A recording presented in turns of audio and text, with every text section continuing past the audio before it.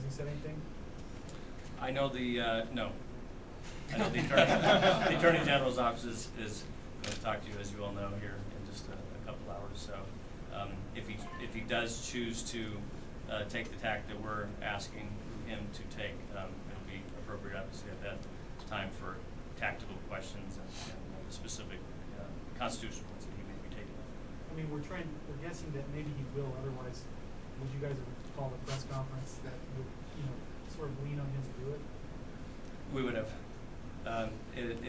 We're elected to represent the constituents in our districts, and the plain fact of the matter is, across the country and across Colorado, people do not feel very represented by their government these days, and we're not going away. We've got our pitchforks out, and we're calling on John to get his pitchfork out. Can I address that briefly? The other party holds all the branches of government here. So in some states, they've been able to do this through the legislature to challenge. We don't have that, but we're going to try.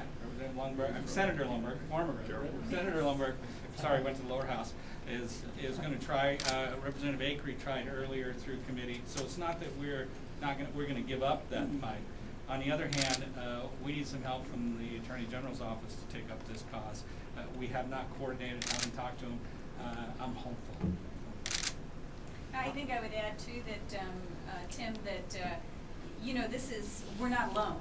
AGs in other states are being asked to take a serious look at this, and we believe it's right. We believe the citizens have the right to ask their AG, and as leaders, we have the right to ask the AG to take a serious look. We know he will, and that maybe he will expand on that this afternoon.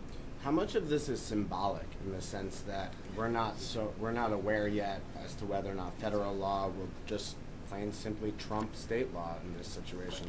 There's nothing symbolic about individual rights. You either fight for them or you don't, and we intend to fight it in every way we can.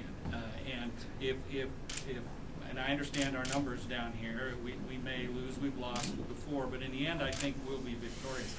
I can't imagine that in the end the Supreme Court in this country will take away, will allow the federal government that kind of hammer to use on its citizens. I just can't imagine that in the end that's going to happen. So however we can help in that fight, we're launching it today. I would just add that I think it was 34 Democrats in the federal government didn't see this as a symbolic issue, and while they're at the federal government, we're here at the state level. Perhaps there are Democrats of good faith on the other side that would join us in this. I mean, look, this is going to cost our taxpayers money. Right. You cannot place these types of mandates on people without crushing their financial capacities. We are supposed to be down here looking out for the individual financial well-being of our citizens, and maybe there's somebody on the other side that will help us in that cause. Can you explain a little bit more about the cost? Why is it going to cost $100 million? Well, let me add to that, Colleen, as well. That's a good question. I just want to point out that this session, we've had a number of members here run bills to try to alleviate perhaps some of the stress. We had Representative Roberts looking at the Mandates Commission, which was entirely appropriate given what's coming down the pike here. We've had Representative Acree, was going to introduce a joint resolution. When does that ever get sent to a committee? But lo and behold, it was sent to a committee and killed. We've had Senator Lundberg introduce bills. I mean, this is not, in other words, there are not people who have not tried to fend off or to try to do what we might do on behalf of the citizens to make an effect right now. Those have been killed. Every one of those have been trounced. So now here we are. And in terms of taxing, Colleen, you know that taxes are going to start on families right out of the gate on this bill. It's kind of interesting as I watched the debate yesterday, and people were calling in saying, oh, this is what a great day. I don't think many of them realize that some of this is going to be pay up front first, get your services later. And I think John Caldera is very right when we talk about the upside down kind of health care we're going to be receiving. And I think right now is the hour in which people have to do something, and that's why we're here. Not symbolic about individual rights, but this is the hour in which we must do something. And let me add that we had a number of citizens whose probably moral and religious rights were violated yesterday by the discussion of some so-called executive order, which is not going to hold up which individuals are going to be forced to pay for things that they absolutely morally and religiously don't believe in.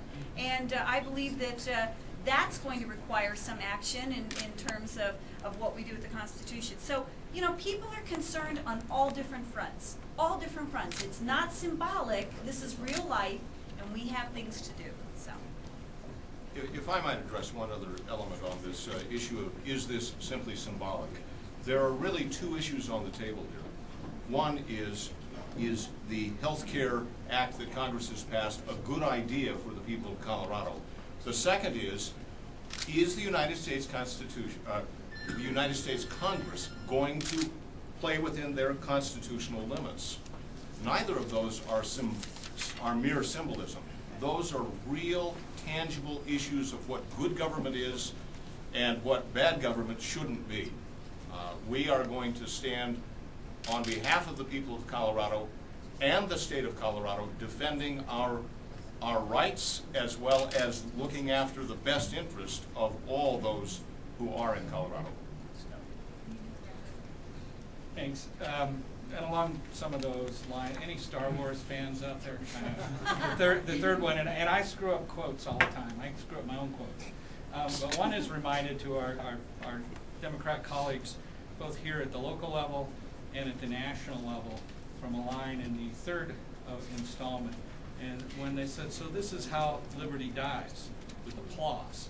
And I think that's what we saw on the other side, the trampling of individual liberties as the other party applauded. Well, this fight isn't over yet, and the applause will be when that effort is defeated. I think some of our folks will be hanging around here for your questions. Thank you all very much. thank you.